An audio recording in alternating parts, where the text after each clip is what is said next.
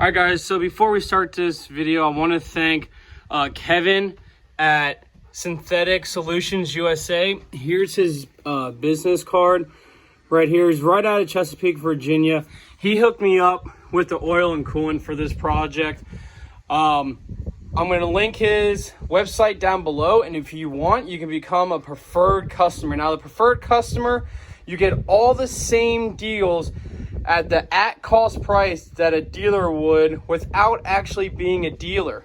So if you went onto his website over here and went down to the Synthetic Solutions, right down there at his website, and then go, and I believe it's in the top right corner, you can go to business opportunities, and then you can go to preferred customer. When you go to preferred customer, it's either $10 for 6 months or $20 for 1 year. Go ahead and go onto his website and let him know that I sent you. All right, guys, let's get to it.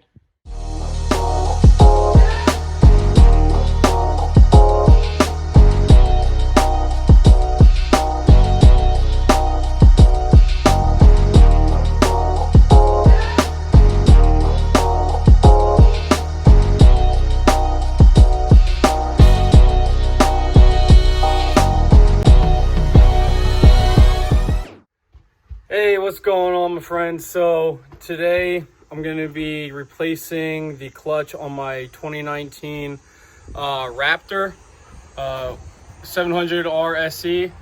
So I burnt the clutch out of it. I was being dumb, and I was helping out a Can-Am Renegade at the local ATV park. I said, oh, why don't you go through this puddle? And he did, and it was kind of my fault. But I was helping him out, pulling him out. And we hooked his winch to my back grab bar, and we hooked my buddy's front winch up to the front of his ATV. And I kept riding the clutch like an idiot, so just letting it out, but I also didn't want to wheelie and completely go right over. So I was kind of riding it. I was being dumb. Yes, I know. Here's a video of how stuck he got. And I don't have a video of me pulling him out because it was just me, my buddy, and that other guy, so no one was else there to record it. But here's the video of how stuck he was.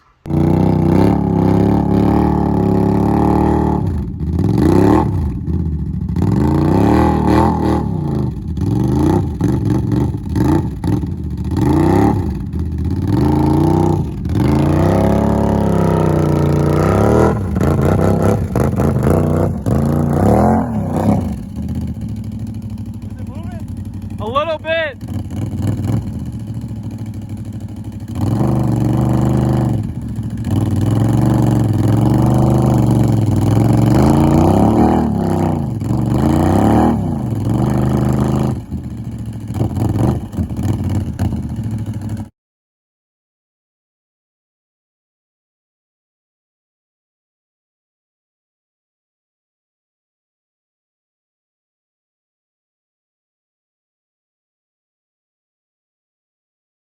You see that he was super stuck. We ended up having to get his truck and having his truck pull his quad out, and so we ended up doing that. Here's the video for pulling or having him pull his quad out with his truck, because it was actually that stuck.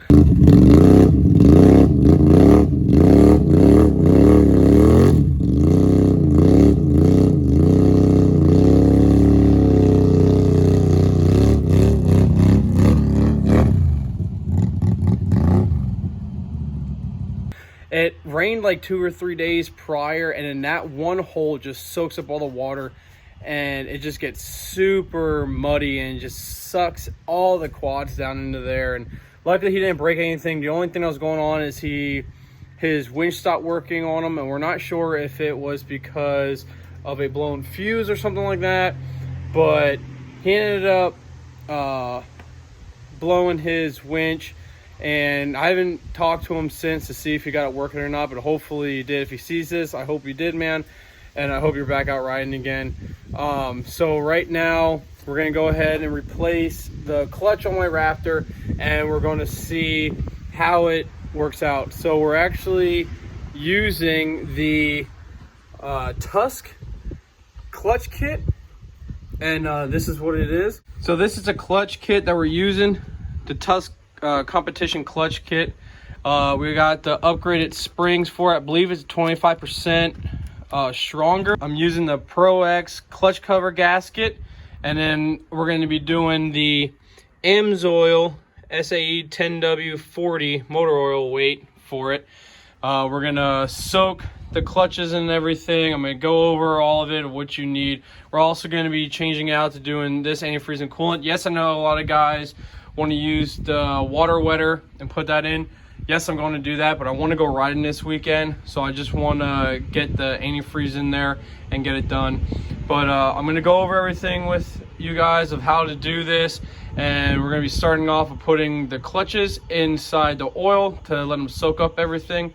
So all right, so I got the clutch, the fiber clutches, and the steel rings down there. They're all soaking in the oil that I have here. With the oil, they don't tell you exactly how long you should keep them soaking, but basically I'm gonna get these soaked. I'm gonna go outside to my quad, drain the oil, get the coolant out, do all that stuff too. I made sure that both sides are equally oiled around so there's no dry spots. So all right, let's go out there and we'll finish the rest. We'll drain, so it's a 12 millimeter up front here, right up underneath the fill, and underneath the case is a 21 millimeter.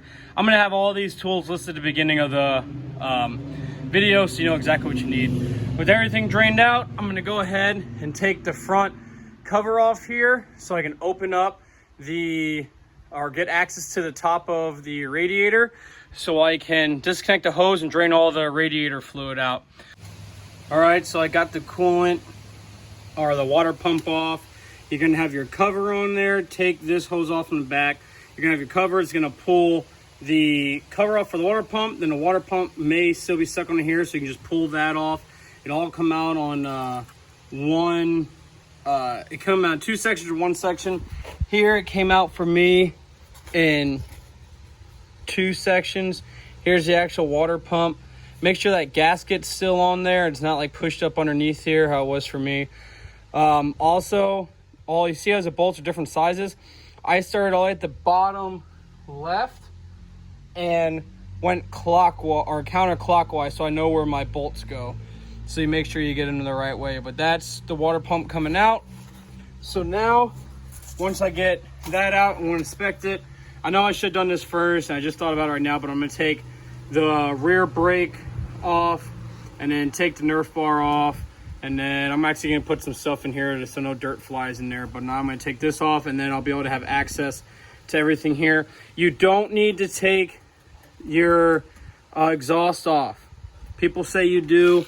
There's no bolts here that connects it to it. You got your banjo bolt there for the oil, but you can take all this off without having to take your exhaust off. Like I'm not gonna have to worry about that or nothing, so I'm not gonna be taking it off. So, all right, let's continue on. Now with the rear brake assembly, there's 2 bolts. There's one that goes in here, and then there's one underneath for right there.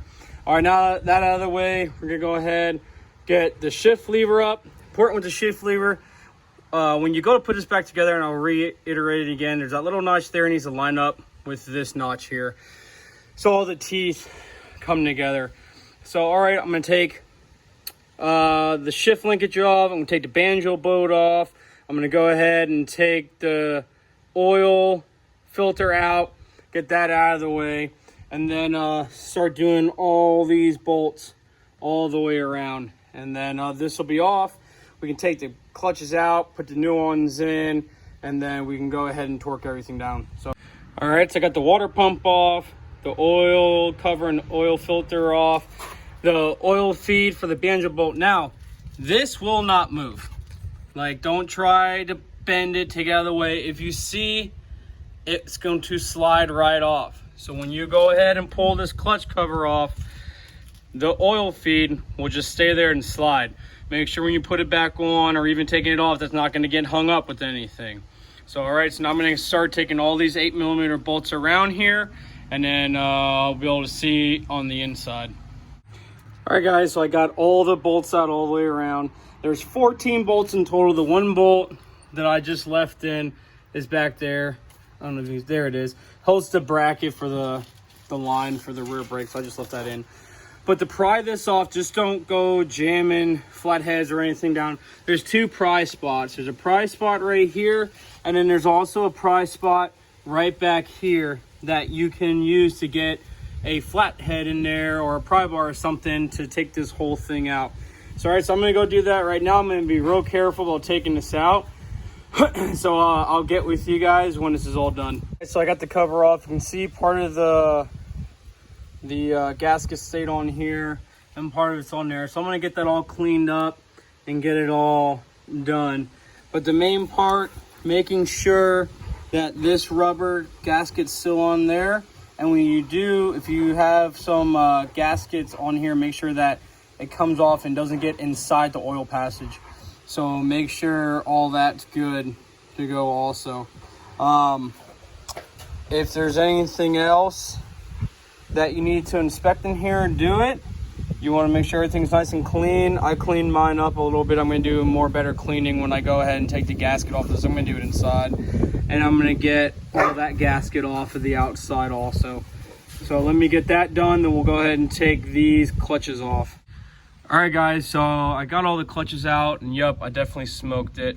You can see how it's burnt a little bit, but everything is good. I checked all the teeth around. You want to check the back here, make sure there's no grooving or pitting in it.